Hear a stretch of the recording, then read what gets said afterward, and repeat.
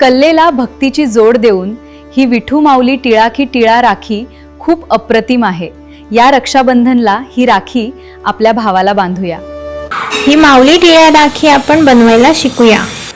यासाठी आपल्याला 2mm आणि 3mm अशा 2 हुक लागणार आहे आणि लोकरीचा धागा वापरला आहे मी 4 प्लाय किंवा 2 प्लाय आणि तुम्ही एम्ब्रॉयडरी थ्रेड सुद्धा घेऊ शकता। हे बनवायसाठी ही राखी बनवून झाल्या वापरताना एकच काळजी घ्यायची आहे की ही कुठेही पायाखाली येईल याची दक्षता घ्यायची आहे, पायाखाली येणार नाही याची। आणि वापरून झाल्यावर याला व्यवस्थितच काढून ठेवायचे आहे कारण हा माऊली टिळा आहे। बाकी खूप सुंदर आहे, तुम्ही हा व्हिडिओ बघून अशी राखी बनवू शकाल आणि खूप युनिक आहे। हे बघा, सर्वांना खूप काळ्या रंगाच्या धाग्यापासून सुरुवात करू। एक मॅजिक रिंग करून घ्यायचा आहे, त्यानंतर 2 चेन करायच्या 1 2। आता या मॅजिक रिंग मध्ये डबल क्रोशे करायचे आहे, हाफ डबल क्रोशे करायचे, पूर्ण डबल क्रोशे नाही, हाफ डबल क्रोशे म्हणजे एक विडा घ्यायचा आणि दोन्ही विड्यात 2 आणि ह्या तिसऱ्या याच्यातून सगळ्या विड्यातून एकदा हुक बाहेर काढायचे।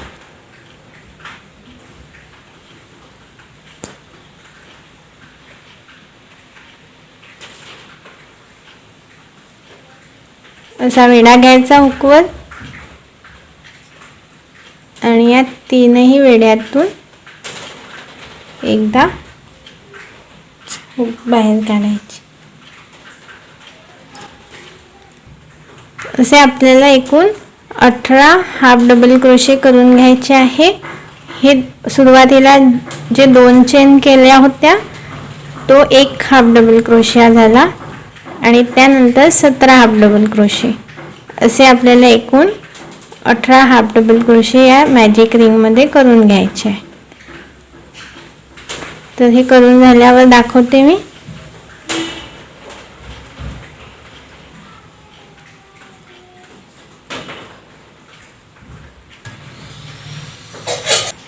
हे बघा, 18 हाफ डबल क्रोशे करून झाले, त्यानंतर हा धागा ओढून हा रिंग क्लोज करून घ्यायचा आहे आणि इथे पहिल्या स्टिच मध्ये जोडायचं।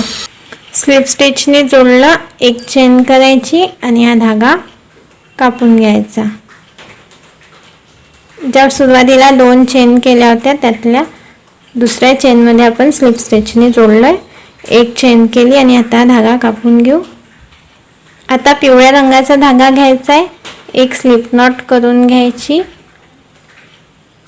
आणि इथे कोणत्याही एका स्टिचवर सिंगल क्रोशाने जोडायचा।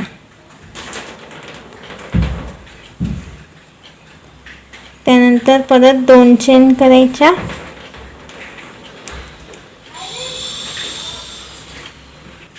आणि त्याच ठिकाणी एक हाफ डबल क्रोशा करायचा। परत दुसऱ्या स्टिचवर एकाच ठिकाणी म्हणजे एकाच स्टिचवर 2 हाफ डबल क्रोशे करायचे, एक झाला, त्यानंतर पुन्हा त्याच स्टिचवर एक हाफ डबल क्रोशा। हे बघा, इथे एक लक्षात ठेवायचं आहे की आपण नेक्स्ट स्टिच जेव्हा पाहतो तेव्हा एक स्टिच सुटू शकते, काळा धागा असल्यामुळे दिसायला थोडं कठीण जाते। तर तुम्ही बरोबर एक स्टिचवरच करायचे, एक स्टिच सुटायला नको याची काळजी घ्यायची। असे सेम स्टिचवर 2 हाफ डबल क्रोशे करून घ्यायचे आहेत। असे 8 स्टिचेसवर करायचे आहे, एक झाला, 2 3 4 5 6 7 8 स्टिचेस पर्यंत आपण प्रत्येक स्टिचवर 2 हाफ डबल क्रोशे करून घेऊ। हे बघा, अशा प्रकारे आपण 8 स्टिचेसवर 2-2 हाफ डबल क्रोशे करून घेतलेत प्रत्येका स्टिचवर।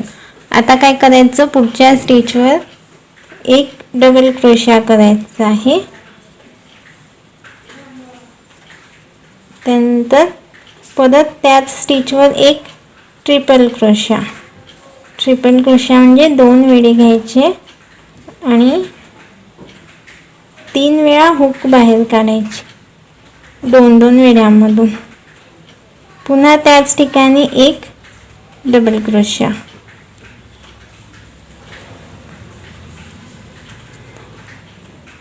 आता पुढच्या स्टिचवर उरलेल्या सगळ्या स्टिचेसवर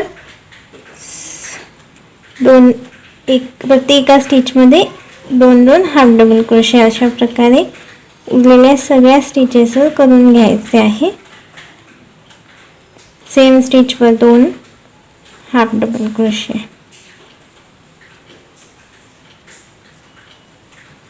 जसे आपण इकडच्या भागात केले आहे तसेच आता या साईडला पण करायचे आणि सेंटरमध्ये आपण हे एक डबल क्रोशे, ट्रिपल क्रोशे आणि डबल क्रोशे असा पॅटर्न केला आहे. तर ह्या साईडने आपण 2 हाफ डबल क्रोशे करून घेऊ. हे झाल्यावर दाखवते मी. हे बघा, अशा प्रकारे आपण प्रत्येक स्टिचवर 2 हाफ डबल क्रोशे करून या भागाने पण पूर्ण करून घेतलं आहे राऊंड. आता काय करायचं, पहिल्या हाफ डबल क्रोशेवर जोडून घ्यायचं स्लिप स्टिचने. एक चेन करायची, त्याच ठिकाणी एक सिंगल क्रोशा करायचा. असे आपल्याला सगळ्या स्टिचेसवर एक एक सिंगल क्रोशा करून घ्यायचं आहे.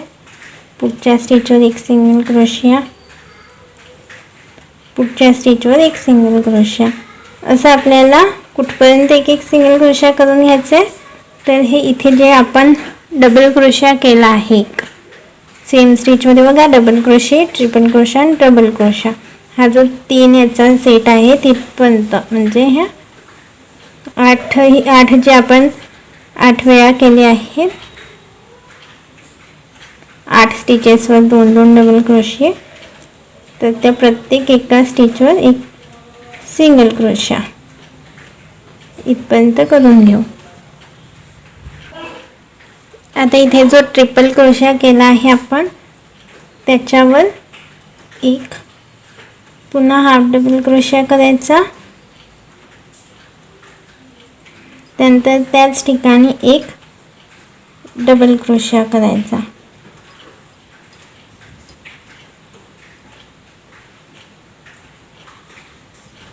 त्यानंतर 3 चेन,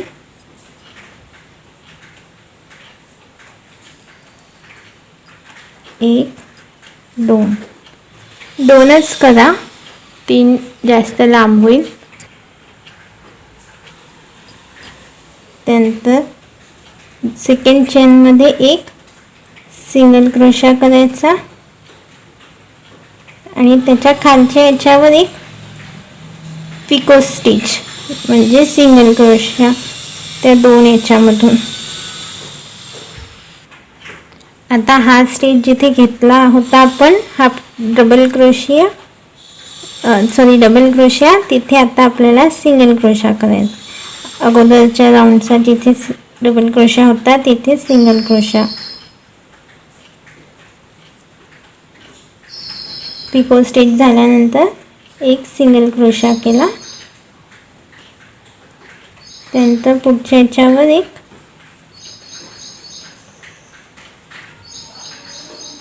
हाफ डबल क्रोशिया.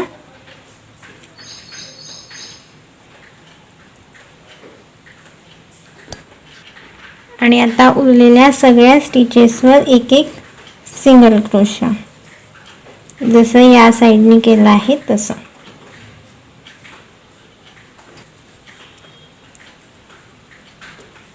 हाच आपला एक राऊंड आहे शेवटचा.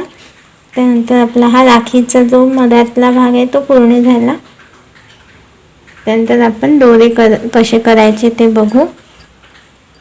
याच्यावर मी सगळ्याच्यावर एक एक सिंगल क्रोशा करून घेते आणि झाल्यावर दाखवते. हे बघा, प्रत्येका स्टिचवर सिंगल क्रोशा करून झालाय. आता इथे जिथे सुरुवात केली होती तिथे स्लिप स्टिचने जोडून घ्यायचं.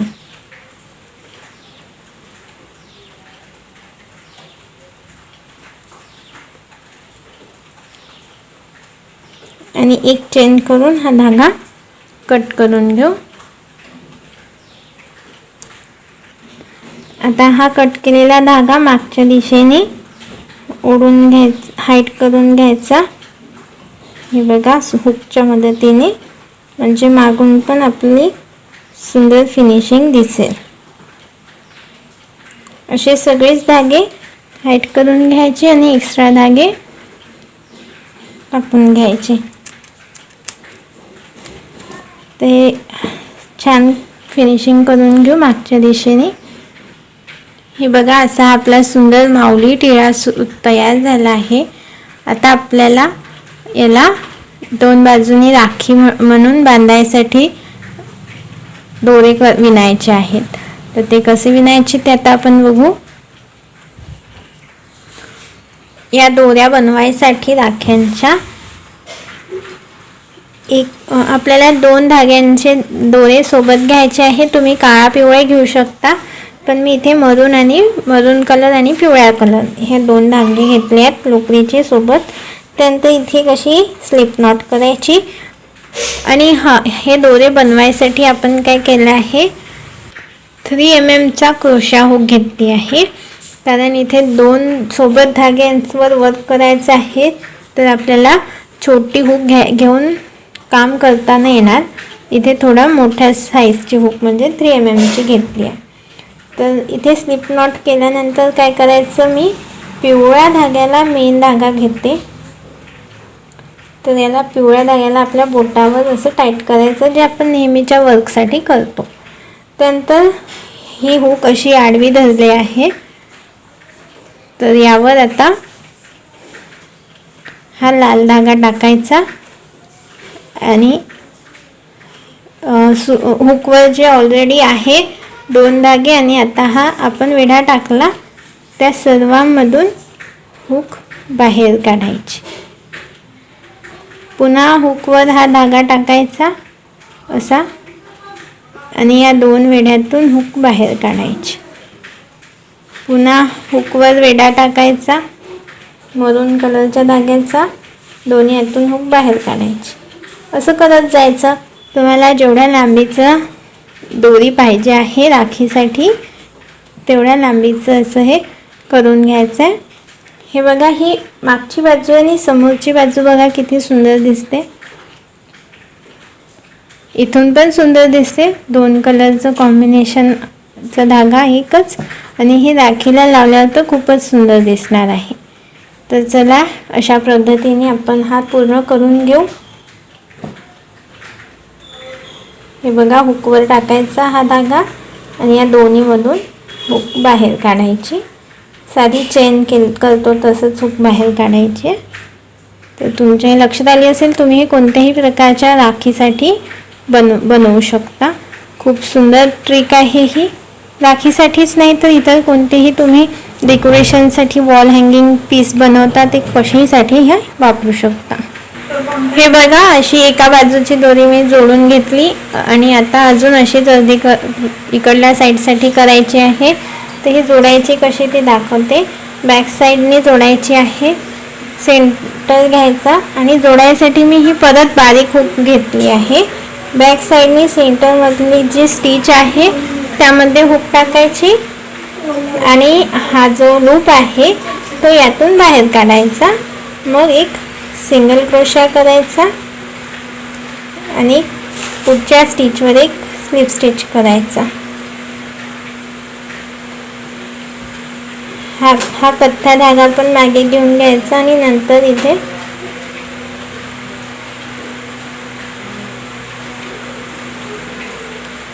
अशा प्रकारे ठेवायचं जेणेकरून हा जो आहे डिझाईनचा भाग हा समोर राहील. हे बघा, असा हा दोरा पकडायचा. नंतर इथून हुक टाकायची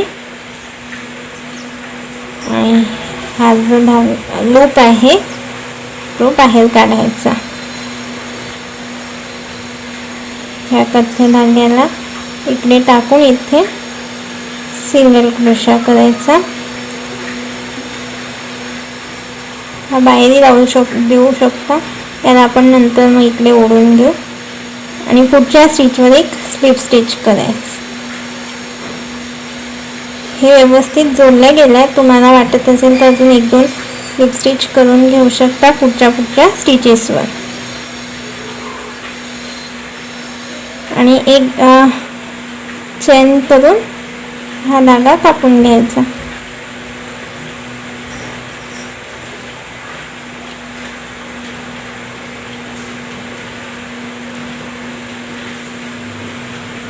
त्यानंतर मगाशी जसे आपण धागे हाईड केले होते तसाच हा पिवळा धागा आणि हा मधून धागा सुद्धा कट करून घेऊ. तो मागे ओढून हाईड करून घ्यायचा आहे.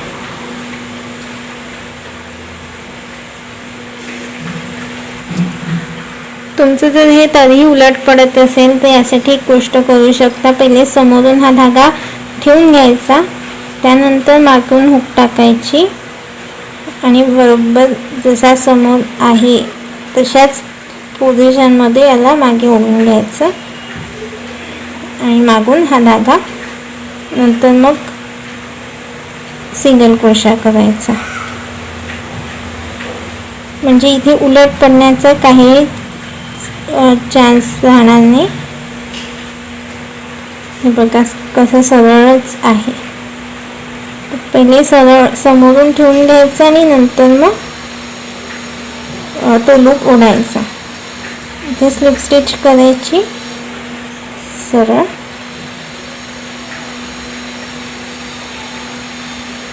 हवं असेल तर परत एक स्लिप स्टिच.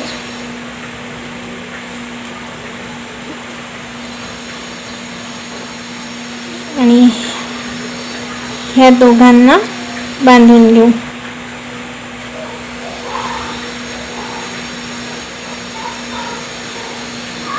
आणि आता हे दोन्ही दोरे हाईड करून घ्यायचे जसे आपण मगाशी बघितले होते. हुकच्या मदतीने याला ओढून घ्यायचं. याला अजून डेकोरेशनसाठी इथे एक मोती लावू शकतो छोटासा सुई दोऱ्याच्या मदतीने. इथून अशी मागच्या बाजूने सुई टाकायची, बरोबर सेंटरमधून काढायची. पहिले गाठ करून घेतली आहे दोऱ्याला, त्यानंतर इथे हा मोती टाकायचा.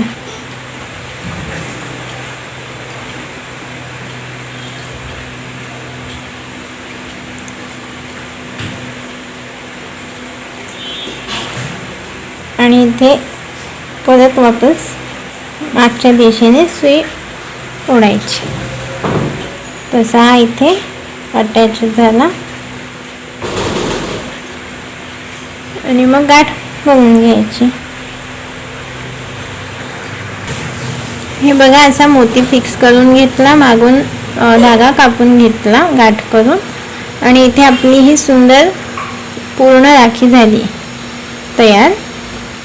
तुम्हाला ही डिझाईन खूप आवडली असेल तर इतरांसोबत हा व्हिडिओ नक्की शेअर करा. माझ्या चॅनलवर नवीन असाल तर चॅनलला सबस्क्राईब करून बेल आयकॉन सुद्धा प्रेस करून ठेवा, म्हणजे मी अशा अजून राख्यांच्या वेगळ्या डिझाईन अपलोड करेल ट्युटोरियल. तर